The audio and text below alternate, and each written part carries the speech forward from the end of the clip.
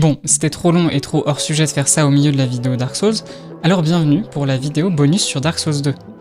Parce que oui, si vous tombez d'abord sur cette vidéo, sachez que c'est pas un contenu principal. En fait, j'ai fait une vidéo très intéressante que vous devriez regarder sur pourquoi Dark Souls est un bon jeu de dépressif, et pourquoi perso je suis pas d'accord avec quasi toutes les centaines d'autres vidéos sur le même sujet qui fleurissent sur YouTube pour dire globalement la même chose, en parlant de développement personnel et de dépassement de soi.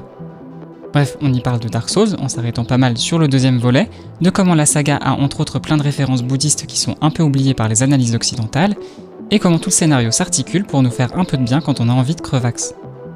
Je préviens donc, cette vidéo va être beaucoup plus décousue. C'est un contenu bonus pour vous faire un peu patienter avant la prochaine vidéo qui arrive bientôt. Donc ça va être surtout moi qui rentre sur des critiques que je n'arrête pas de voir sur Dark Souls 2 et que je trouve totalement exagérées. Bref, vous êtes prévenus, le contenu intéressant c'est pour l'autre vidéo. Ici on est là pour le drama, la critique, la violence, et il faut l'avouer, probablement un peu de mauvaise foi de fangirl.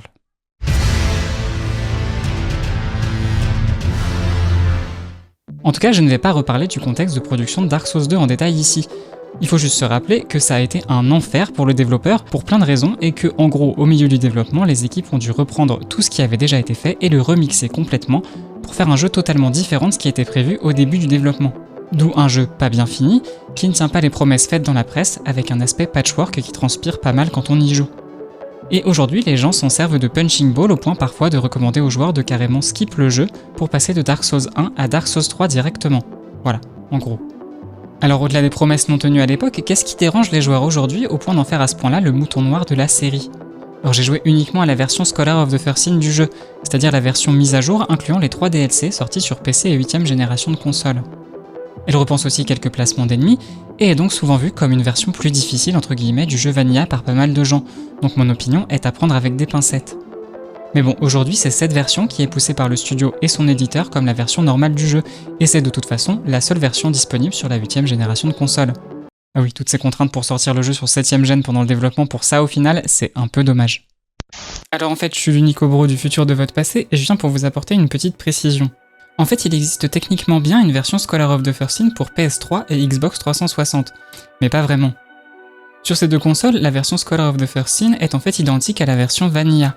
Il s'agit simplement du nom donné au pack comprenant le jeu de base et ses 3 DLC. Encore un truc qui montre à quel point toute la chaîne de développement de ce jeu a été chaotique. Et pour être tout à fait honnête, mon avis perso de joueuse qui a vu uniquement les différences des deux versions via des vidéos YouTube, la version Scholar a en effet l'air d'être une version définitive avec des placements d'items et d'ennemis plus réfléchis et qui ont l'air de rendre l'expérience de jeu plus fluide et plus appréciable. Enfin bon, j'imagine que la préférence des joueurs dépend probablement de la version qu'on essaie en premier. Bref. Dans la précédente vidéo, on parlait des joueurs pour qui Dark Souls c'est avant tout des boss. Mais Dark Souls 2 n'est pas fait pour convenir à ces joueurs boss rush et c'est un de ses principaux problèmes à mon avis. Il y a plus de boss que dans le premier volet, mais une bonne partie d'entre eux sont assez peu mémorables, faut l'avouer. Vous pourrez me dire que dans le 1, la plupart des boss sont aussi mécaniquement assez peu mémorables pour la plupart, mais leur mise en scène est souvent mieux réussie. Tout le monde se rappelle de son premier try sur Ornstein and Smough, mais peu de gens se souviennent de leur premier try sur les doubles Dragon Rider du château de Drangleic. En revanche, tous les joueurs qui tentent de faire le dragon ancien s'en souviennent pour de mauvaises raisons, avec ses attaques et sa barre de vie gigantesque et son runback extrêmement long. Et pour celui-ci en particulier, petite parenthèse, mais j'ai envie de dire, bien fait pour eux. Parce qu'il n'y a quasi aucun intérêt à faire ce boss. C'est avant tout un PNJ qui fait avancer l'intrigue du jeu et nous aide dans la progression de notre quête. Il nous est présenté de manière assez merveilleuse, avec une ascension de la montagne pour accéder à son sommet à une audience avec cette créature qui semble nous parler directement à l'intérieur de notre tête. Là encore avec une forte inspiration de mythes est-asiatiques.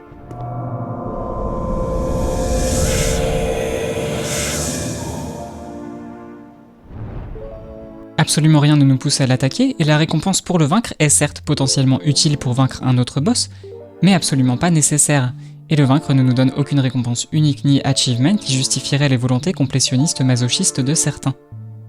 J'irais même jusqu'à dire qu'attaquer le dragon ancien est un choix mauvais entre guillemets en termes d'alignement à la Donjons et Dragons, et le fait que le combat soit si horrible n'est au final qu'une simple punition pour avoir osé se frotter à cette créature par pure pulsion meurtrière. Bref. Il y a par contre une chose avec laquelle je suis d'accord avec les détracteurs du jeu, c'est cette intro de boss. C'est giga malaisant cet effet de sang, pourquoi avoir pris du temps à mettre ça dans le jeu? Les zones quant à elles peuvent être considérées comme plus difficiles, et poussent à un peu plus de réflexion sur la route à prendre pour éviter de se faire encercler par un groupe d'ennemis et mourir assurément. En ajoutant à cela le fait que la règle des 2 précédents Souls comme quoi notre personnage est invincible quand il traverse un brouillard de boss n'est plus respectée, le jeu se traîne la réputation d'être artificiellement difficile avec des boss médiocres. No! Are you fucking kidding me? Are you fucking kidding me? And this motherfucking turtle! Oh my god, every time this fucking bitch! It's this turtle every motherfucking time, the same fucking one! Bon, déjà, cette critique de difficulté est un peu un comble venant de gens qui généralement se prétendent se rouler dedans pour le plaisir, même si bon, je peux donc l'admettre pour les boss, car effectivement, que ce soit réellement le cas ou non, au feeling, la plupart semblent en dessous de Dark Souls 1, et Bloodborne et Dark Souls 3 sont passés par là désormais.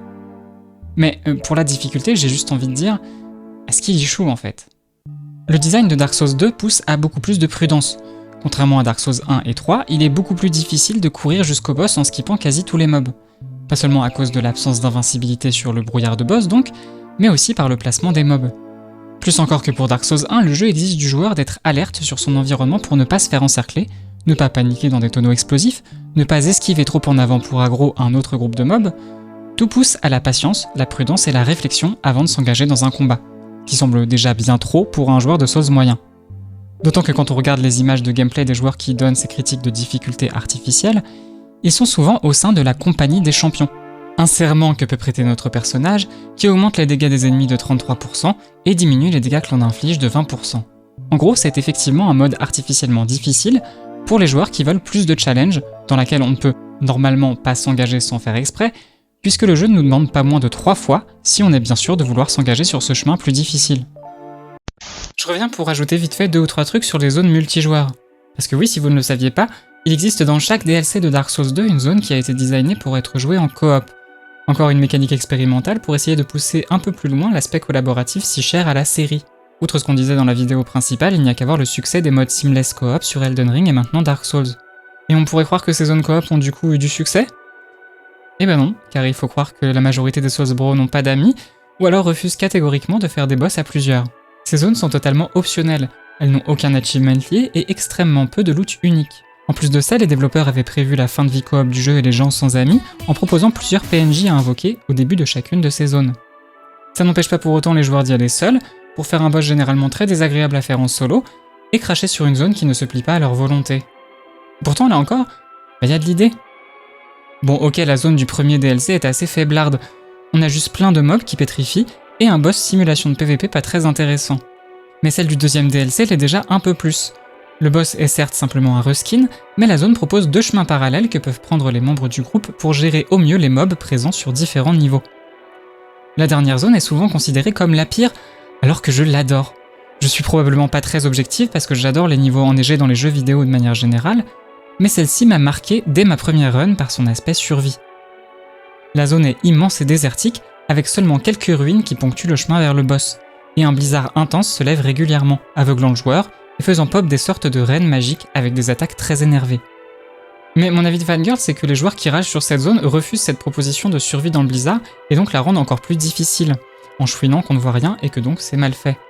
La technique que je vois souvent donnée par les haters, c'est d'aller tout droit jusqu'au bord de la map et ensuite le longer jusqu'au boss. Mais en fait c'est une sacrée connerie parce qu'en faisant ça, on est sûr d'avoir un maximum de rennes qui nous tabassent. Non en fait, s'il y a des ruines sur notre chemin, c'est pas pour rien. Elles nous servent d'étape et quand on est dans l'une d'entre elles, les rennes ne viennent pas nous attaquer, et on est alors tranquille pour reprendre notre souffle, nous soigner et préparer notre prochaine percée dans le blizzard vers la ruine suivante. Et là vous me direz, oui mais ça change rien, on voit rien. Comment je vais faire pour être sûr que dans le blizzard je me dirige bien vers la prochaine ruine? Et la solution est assez simple en fait. Qu'est-ce qui pourrait servir de point de repère fixe qui reste visible en permanence même à travers le blizzard? De toute façon c'est assez simple à trouver puisqu'une fois le blizzard levé, mis à part la neige on voit plus que ça. Le soleil. À chaque étape du trajet, il suffit de regarder l'emplacement du soleil par rapport au cap que l'on souhaite prendre. Même si notre combat contre un renne nous désoriente, il suffit de se souvenir de l'orientation du soleil pour se mettre en route dans la bonne direction. Bref, je suis très fan de cet aspect survie perdu et aveuglé face à l'adversité, et j'en ai un peu marre de voir des gens refuser cette proposition pour ensuite dire qu'elle est ratée. Elle est pas parfaite, certes, mais je la trouve quand même très fun quand on accepte de jouer avec. Bon, après effectivement le boss à l'arrivée est pas ouf, parce que c'est juste un duo de reskin, mais bon. Bon, en vrai, pour être honnête, je comprends que la gestion de la difficulté de Dark Souls 2 puisse ne pas plaire, ça change quand même pas mal le game feel, d'autant plus lorsque les statistiques même du jeu ont été pas mal modifiées. Oui, pardon, ça va être un peu lourd, mais il faut qu'on parle des stats. Et pour ça, on va d'abord parler des stats de Dark Souls 1. Comme pour la plupart des jeux action RPG, l'aspect RPG des Dark Souls passe principalement par la progression de personnages, grâce à des points d'expérience répartis par le joueur dans des niveaux dans différentes caractéristiques pour personnaliser son expérience de jeu. Dans Dark Souls, l'expérience, ce sont donc les âmes qui servent de monnaie à la fois pour acheter des objets, mais aussi donc pour monter de niveau dans 8 caractéristiques différentes.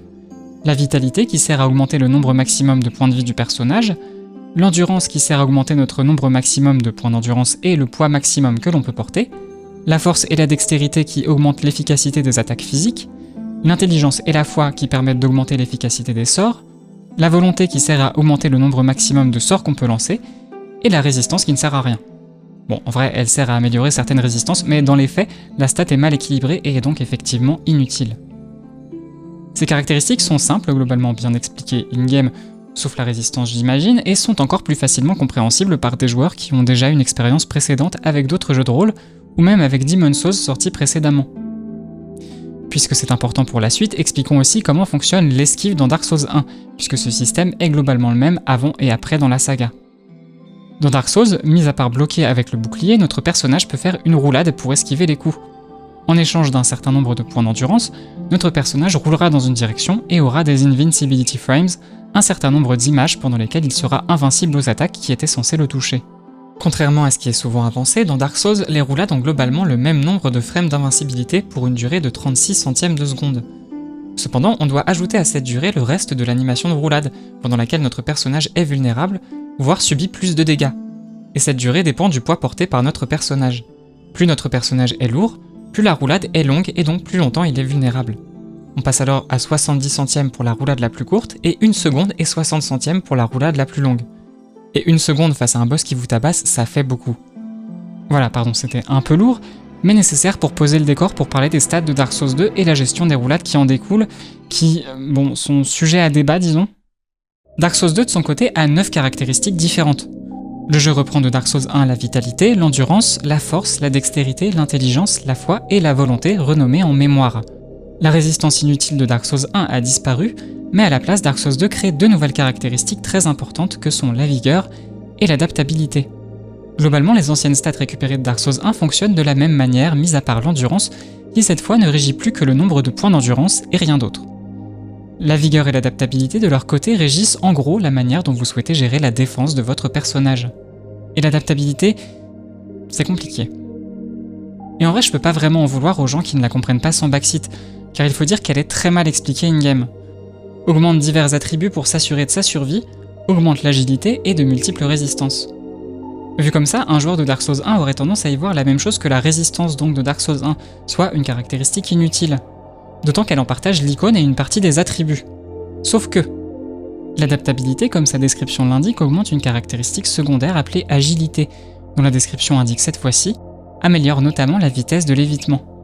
Bon, ok, là non plus c'est pas bien clair, parce qu'en fait l'agilité régit plein de choses, avec tout d'abord le nombre de frames d'invincibilité dont on parlait tout à l'heure. Si bien que pour avoir une roulade aussi efficace que dans Dark Souls 1, il faudra forcément investir dans cette caractéristique, puisque les classes de départ ont au mieux 80%, et au pire la moitié seulement de la période d'invincibilité du premier volet. Mais ça n'est pas tout, l'agilité régit aussi la vitesse d'utilisation des objets, ce qui inclut donc la vitesse d'utilisation de la fiole d'estus et des pierres de soin, qui sont les 2 objets de heal du jeu. Ce qui est d'autant plus important que dans Dark Souls 2, notre personnage est beaucoup plus lent à se heal. L'agilité augmente également la vitesse à laquelle notre personnage lève son bouclier pour bloquer, et enfin la vitesse à laquelle il peut switch d'arme. En plus de tout ça, l'adaptabilité augmente aussi la valeur d'équilibre de votre personnage, en même temps que l'endurance. Voilà, on est donc bien loin d'une stat inutile, malgré le fait qu'elle soit très mal expliquée, et c'est vrai que si quelqu'un passe à côté, il peut s'engager sur une partie extrêmement compliquée sans le vouloir. On trouve même quelques messages sur divers forums avec des joueurs qui se demandent carrément si les roulades ont des frames d'invincibilité ou pas dans Dark Souls 2. En fait, il faut voir l'adaptabilité comme une stat utilitaire qui fonctionne en tandem avec l'autre nouvelle caractéristique, la vigueur, qui elle régit principalement le poids maximum d'équipement que l'on peut porter. Poids porté qui, à son tour, régit la distance de roulade et la régénération d'endurance de manière plus ou moins linéaire. Bref, tout ça pour dire que même si je suis un peu mitigé sur ce système, moi j'aime bien le concept de l'adaptabilité et de la vigueur. J'ai aucun problème à avoir des stats utilitaires dans les builds, et je trouve même que ça rajoute un peu de profondeur dans le système de progression. Ça nous force à choisir non seulement quand favoriser ses stats défensives, comparé à nos stats offensives, et aussi à décider en début de jeu vers quel type de défense s'orienter. puisqu'au final, via la gestion du poids max et de la régénération d'endurance, augmenter la vigueur semble adapté à un style de jeu plus statique, basé sur l'utilisation de boucliers, alors que l'adaptabilité permet un style de jeu plutôt basé sur la vitesse et l'esquive. J'ai vu des gens d'ailleurs reprocher le fait que l'équilibre soit lié à l'adaptabilité, mais c'est finalement logique si on part de cette idée. Un personnage agile aura moins d'armure et donc moins d'équilibre, et donc une haute adaptabilité permet d'équilibrer ce manque d'armure. Après, dans les faits, je vais pas non plus essayer de vous convaincre que cette proposition du jeu est réussie. Les stats sont, comme beaucoup de choses dans Dark Souls 2, mal finies. Et ça se voit en comparant leur version finale à celle du Network Test d'octobre 2013. L'adaptabilité n'y existe tout simplement pas. En fait, il semblerait que From Software prévoyait à la base de garder la résistance et de faire de l'agilité une caractéristique principale, expliquée de manière beaucoup plus claire d'ailleurs. Attribut régissant la rapidité de mouvement, augmente la vitesse d'évasion, de blocage et d'autres actions.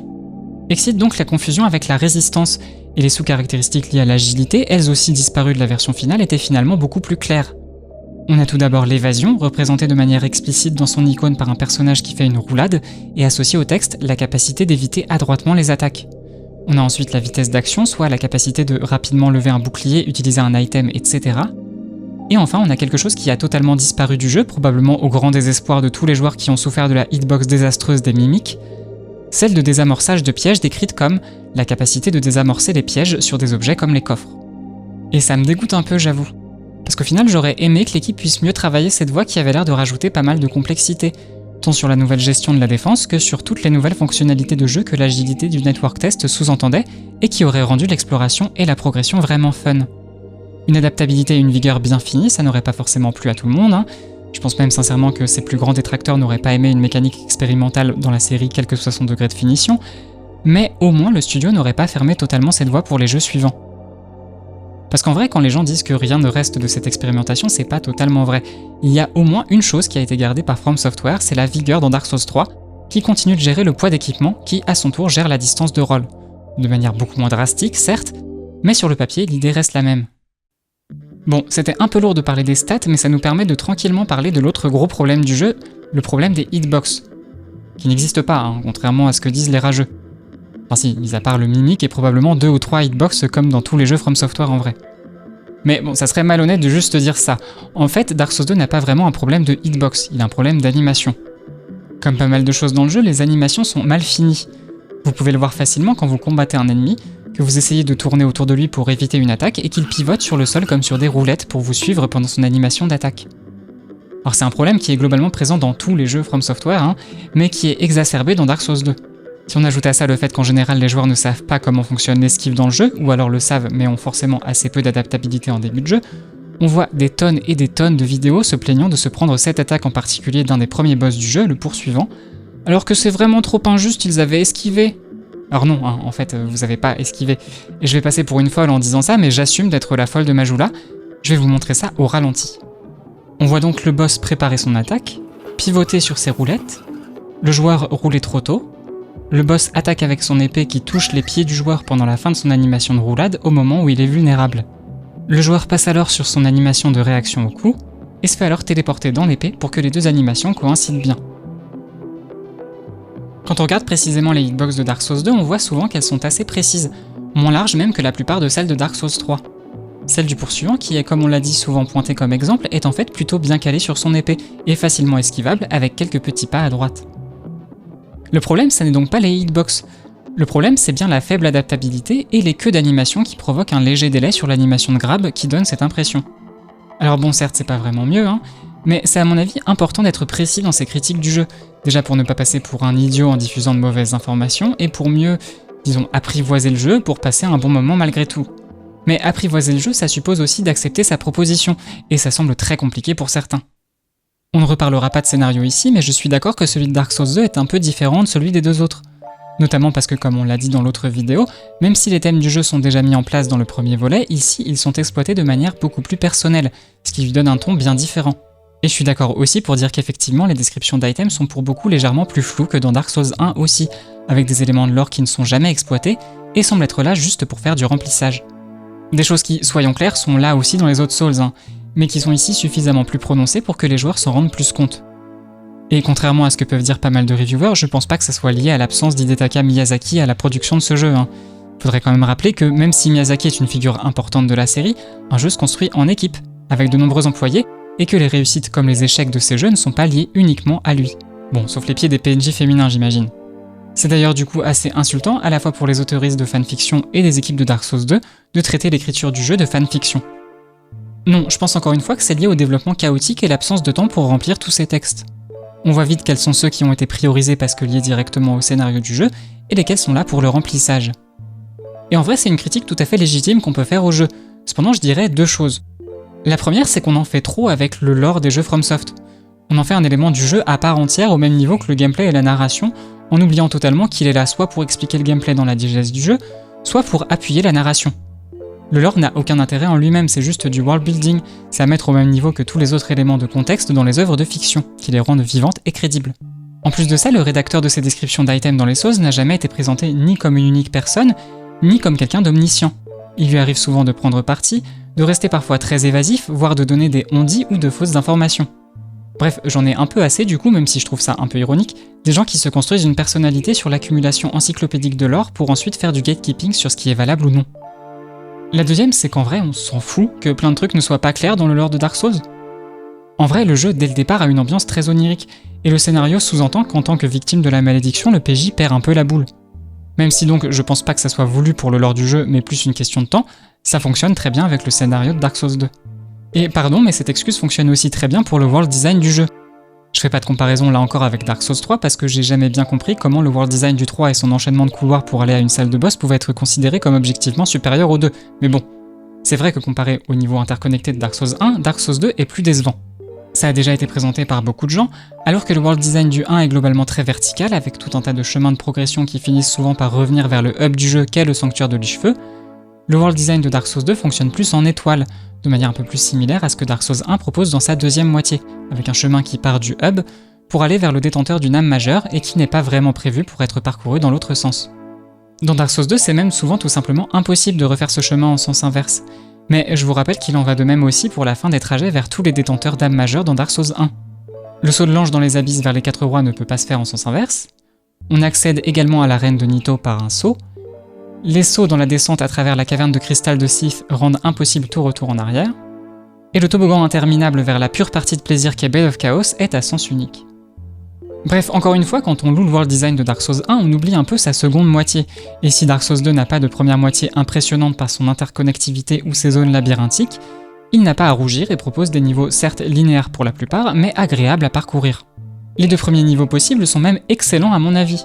La tour de flamme de Hyde, par ses gros mobs en armure qui ont soit une épée un bouclier, soit une épée longue, soit un marteau, et ses plateformes étroites, apprend vite au joueur à gérer la base du combat du jeu contre de larges ennemis, et à gérer sa caméra et son positionnement, tandis que le chemin alternatif et les chevaliers de Hyde assoupis lui apprennent que certaines zones peuvent proposer des challenges variés qui méritent qu'on les revisite plus tard une fois notre niveau un peu plus élevé. De l'autre côté, la forêt des géants défunts ressemble plus à une zone du premier Dark Souls, avec un feu central autour duquel tourne la progression dans la zone et différents raccourcis qui y retournent, plus de narration environnementale, quelques débuts de quête de PNJ, un apprentissage de la gestion des groupes et des embuscades et donc du positionnement et de la caméra également. Même le boss de fin de niveau, qu'est le poursuivant, est un boss avec un peu plus de challenge, qui nous demande de déjà bien maîtriser le combat, ou alors d'avoir un peu d'imagination et de sens de l'observation pour utiliser les balistes présentes dans son arène. Bref, je le dis ici, critiquer le level design de ces deux zones de départ, c'est pour moi de la pure mauvaise foi, car les deux apprennent très bien les bases de gameplay que nous propose le jeu dans toute sa complexité. J'irai même plus loin en disant que même si la proposition de gameplay légèrement différente a pu bousculer les vétérans, la courbe d'apprentissage dans ces deux zones est mieux gérée que ce que nous proposent les premières zones de Dark Souls 1 et 3 et Bloodborne. Ah oui, hot tech, mais j'assume. Bon, ce qu'on peut pas nier cependant, c'est que les zones ne sont pas particulièrement liées entre elles. La plupart du temps, on passe de l'une à l'autre sans vraiment de transition qui donnerait au tout une cohérence géographique. Parfois même donc avec des passages absurdes qui ont été trop de fois commentés.